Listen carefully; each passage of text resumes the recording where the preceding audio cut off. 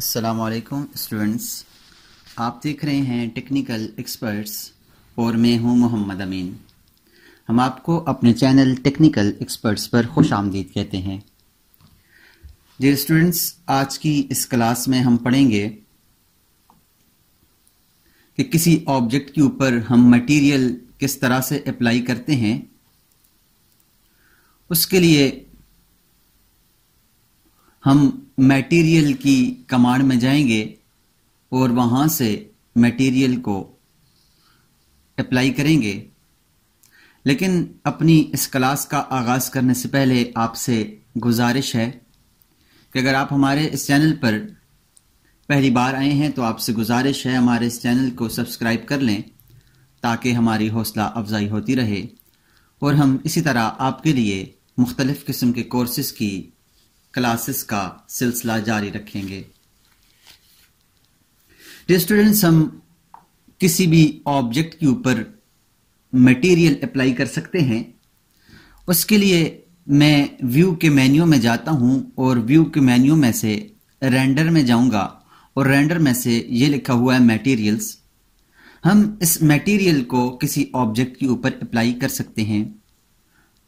इसको ओपन करने का एक तरीका यह है कि मैं यहां से मटेरियल के ऊपर क्लिक करूं तो हमारे सामने एक डायलॉग बॉक्स ओपन हो जाता है मटेरियल का।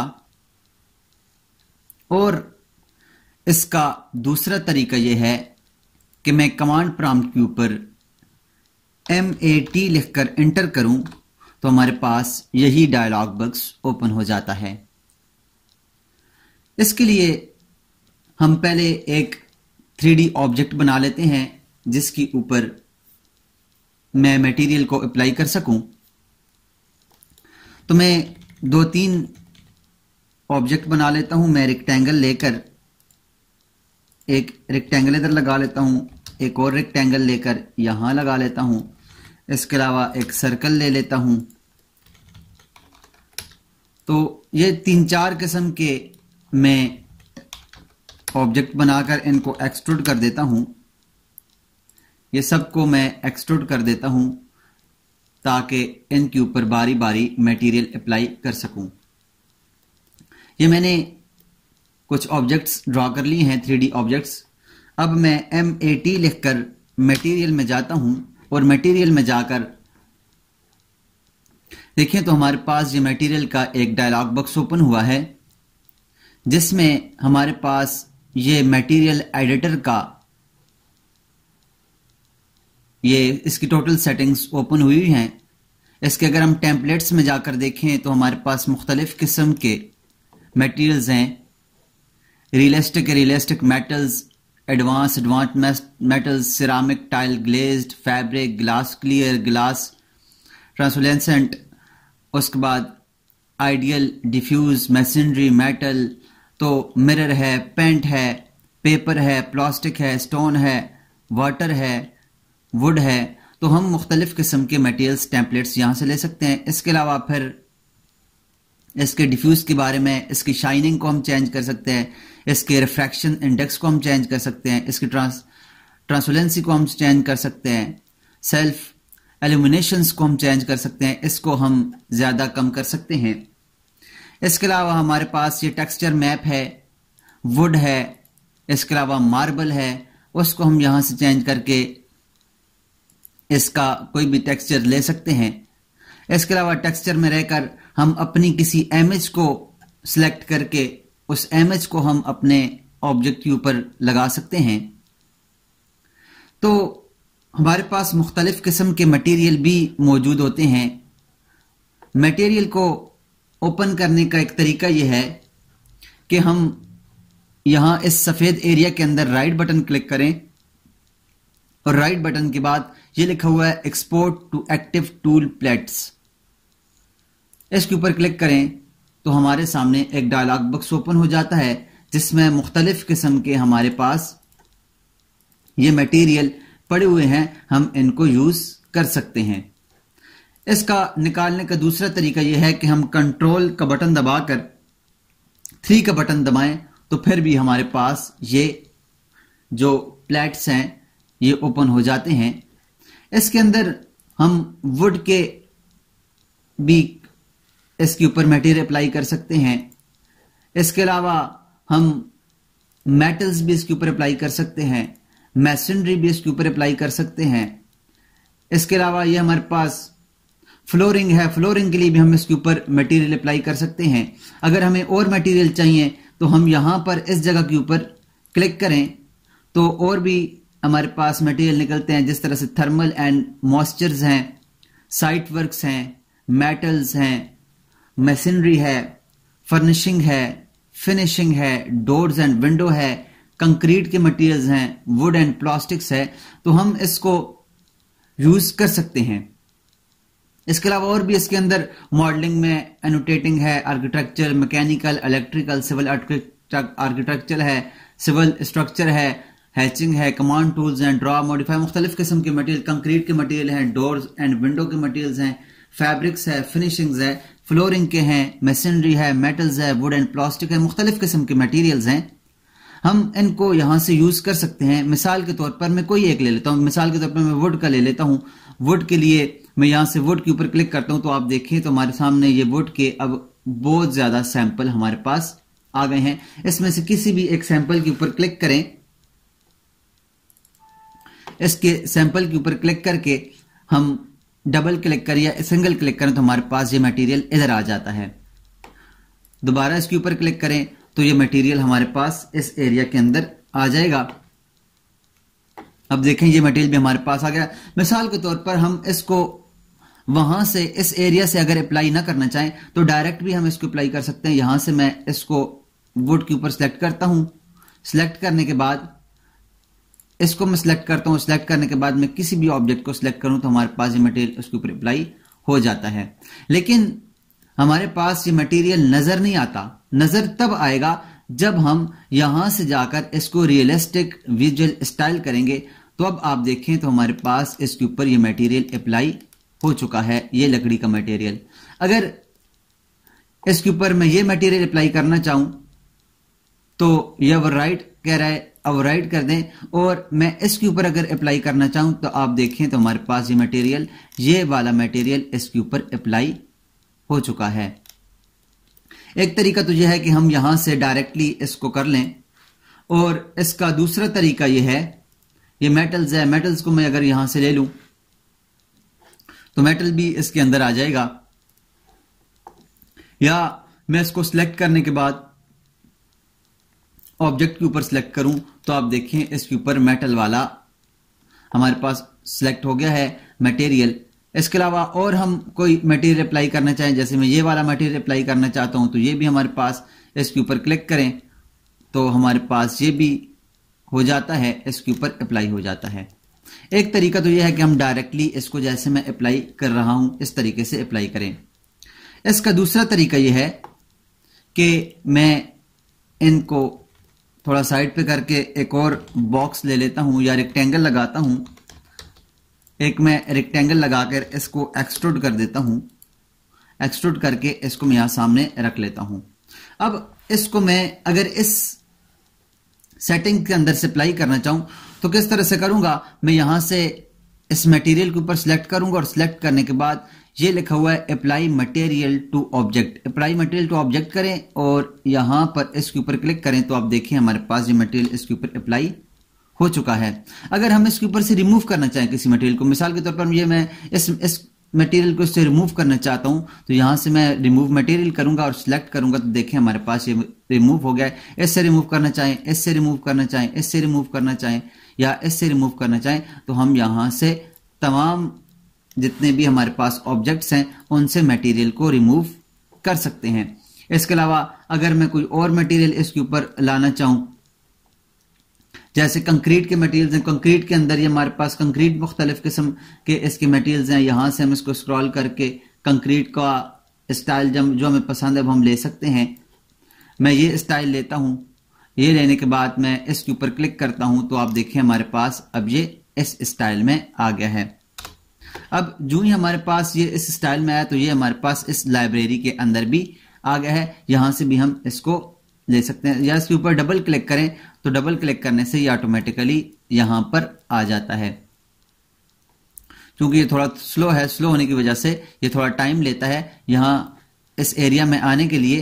तो मैं यहाँ से कमांड से बाहर जाता हूँ और कमांड से बाहर जाने के बाद ये देखिए हमारे पास ये मटेरियल यहाँ पर आ चुका है। इसके ऊपर इसको सिलेक्ट करें, सिलेक्ट करने के बाद यहाँ से अप्लाई मटेरियल करें और अप्लाई मटेरियल करने के बाद ऑब्जेक्ट को सिलेक्ट करें और एंटर कर दें। तो आप देखिए हमारे पास इसके ऊपर ये मटेरियल अप्लाई हो चुका है। तो आप किसी भी टाइप्स का मटेरियल यहाँ से लाकर यहाँ इसके ऊपर अप्लाई कर सकते हैं। अगर आपको डोर्स एंड विंडो में जाए तो यहाँ हमारे पास इसके अंदर ग्लास हैं, ग्लासेस जैसे हमारे पास शीशे का डोर होता है। अगर हम कोई शीशा लगाना चाहें तो उसको भी हम, शीशे का कोई ऑब्जेक्ट बनाना चाहें तो उसको भी हम बना सकते हैं। जैसे हमारे पास ये डोर्स के लिए विंडो ग्लेजिंग है, ये डोर्स के लिए विंडो डोर, ये हार्डवेयर और विंडो, ये हमारे पास ये वाला जो है ये ग्लास है। इसको मैं सिलेक्ट करता हूँ, सिलेक्ट करने के बाद यहाँ पर इस ऑब्जेक्ट के ऊपर सिलेक्ट करता हूँ। तो आप देखिए हमारे पास ये अब शीशे का बन गया है। ये अब हमारे पास ये ऑब्जेक्ट शीशे का बना हुआ है। ये अब देखें तो इसके पिछले साइड से ये ऑब्जेक्ट नजर आ रहा है।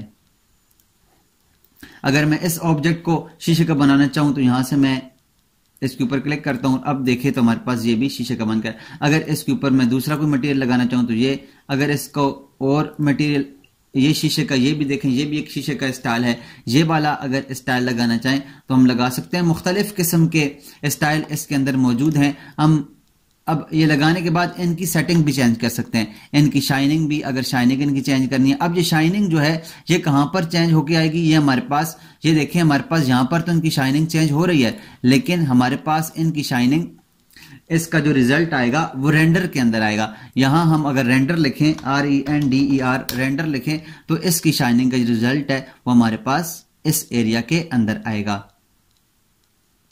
अब देखिए हमारे पास ये ऑब्जेक्ट्स हैं और इनकी ऊपर जो शाइनिंग है वो यहां पर इस एरिया के अंदर शो होगी। अगर हम किसी ऑब्जेक्ट के ऊपर, यहां से किसी ऑब्जेक्ट के ऊपर कोई मटेरियल अप्लाई करते हैं, अप्लाई करने के बाद इसकी शाइनिंग को कम ज्यादा करते हैं और कम ज्यादा करने के बाद, जैसे मैं इसकी देखें अब इसकी शाइनिंग काफी ज्यादा है, इसकी भी शाइनिंग काफी ज्यादा है। मैं इसी को यहां से अब अप्लाई करता हूं, इसके ऊपर अप्लाई करता हूं, या मैं कोई और मटेरियल ले लेता हूं और कमांड से बाहर जाने के बाद मैं इस मटेरियल को ले लेता हूं। इसकी शाइनिंग को मैं ज्यादा कर देता हूं, यहां से शाइनिंग ज्यादा करने के बाद इसको मैं अप्लाई करता हूं, जो कि हमको आसानी से समझ आएगा। ये अब मैंने इसके ऊपर लगाया। अब देखें इसकी शाइनिंग तो मैंने ज्यादा कर दी है, लेकिन यहां पर इसकी शाइनिंग समझ नहीं आ रही। जब मैं यहां से रेंडर करूंगा तो आप देखें इसकी शाइनिंग हमारे पास ज्यादा हुई होगी। ये देखिए हमारे पास अब इसकी शाइनिंग ज्यादा हुई है। तो हम इस तरह से अपने ऑब्जेक्ट के अंदर किसी की शाइनिंग, रेंडरिंग के लिए शाइनिंग को ज्यादा कर सकते हैं। इसकी मुख्तलिफ, और हमारे पास ये जो रिफ्रैक्शंस हैं हम इसको ज्यादा कर सकते हैं, ट्रांसपेरेंसी को हम ज्यादा कर सकते हैं, सेल्फ एल्यूमिनेशन को हम ज्यादा कर सकते हैं। ये ज्यादा करने के बाद हम यहां से दोबारा मटेरियल को इसके ऊपर अप्लाई करेंगे। अप्लाई करने के बाद एंटर दबाएं और अब इसके ऊपर रेंडर लिखकर एंटर करें।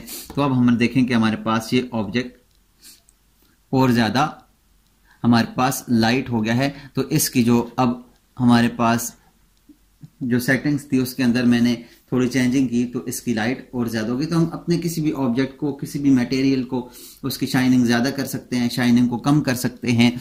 इसके अलावा अगर ये मटेरियल है, इसको मैं सेव करना चाहूँ एज ए पिक्चर, तो इसको सेव भी कर सकता हूँ। उसके लिए मैं यहाँ फाइल के मेन्यू में जाऊंगा और सेव के ऊपर क्लिक करूंगा, और सेव के ऊपर क्लिक करके यहाँ से मैं डेस्कटॉप लूंगा और यहाँ पर मैं MAT लिख देता हूँ, मैट लिख देता हूँ और यहाँ पे इसको सेव करता हूँ। सेव करने के बाद हमारे पास एक और डायलॉग बॉक्स ओपन होता है जिसमें वो कह रहा है कि 24 बिट्स वाली आपको कलर चाहिए, 8 बिट्स हो या 256 ग्रे स्केल हो, 256 कलर्स हो, 256 मिलियन कलर्स हो, कौन सा चाहिए जो आपको पसंद है, जो आपको बेहतर लगे, उसके ऊपर सेलेक्ट करके आप ओके कर लें। तो ये देखें हमारे पास, अब अगर आप देखें तो हमारे पास ये देखें मैट के नाम से ये ऑब्जेक्ट, ये as a colour, as a picture save हो चुका है। तो इस तरह से हम किसी भी ऑब्जेक्ट को सेव कर सकते हैं, इसके ऊपर मटेरियल को अप्लाई कर सकते हैं और इसकी सेटिंग भी चेंज कर सकते हैं। जैसे मिसाल के तौर पर इस जो हमारे पास ये जो कलर है लकड़ी का, वुड का कलर है, ये हमारे पास थोड़ा ये इसका कलर ये थोड़ा इस तरह से ज़्यादा कलर है। अगर मैं इसको कम करना चाहूँ तो इसको मैं यहाँ से कलर के ऊपर सेलेक्ट करूँगा और यहाँ से मैं कलर को चेंज भी कर सकता हूँ। जैसे मैं इसको थोड़ा सा और कम करता हूँ, कम करने के बाद ओके करता हूँ। अब देखें इसका कलर ऐसे हो गया। अब ऐसे होने के बाद मैं इसको यहाँ से इसके ऊपर अप्लाई करूँगा, अप्लाई मटेरियल करूँगा और इसके ऊपर सेलेक्ट करूँगा तो अब देखें हमारे पास इसका कलर और ज़्यादा लाइट हो गया है। तो इस तरह से हम किसी भी ऑब्जेक्ट्स का कलर चेंज कर सकते हैं, उसके अंदर और मुख्तलिफ किस्म के ऑब्जेक्ट्स को हम अप्लाई कर सकते हैं, उसके ऊपर लगा सकते हैं। यहाँ पर हमारे पास मुख्तलिफ किस्म के मटेरियल्स हैं, उनमें से कोई मटेरियल हम लेकर मेटल अगर लेना चाहें, मेटल हम इसके ऊपर लगा सकते हैं।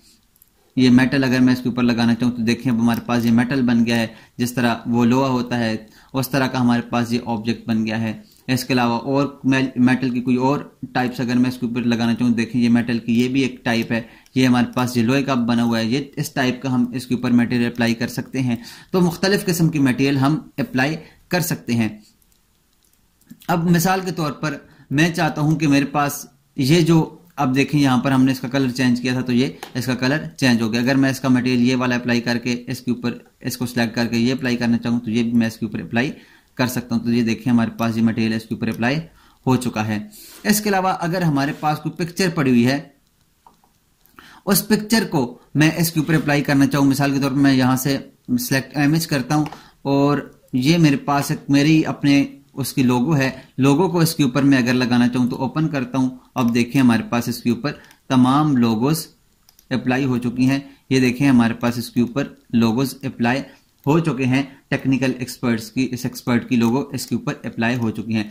आप इस तरह से कोई भी पिक्चर लेकर अपने मटेरियल के अंदर इसको लगाने के बाद इसके अंदर अप्लाई कर सकते हैं।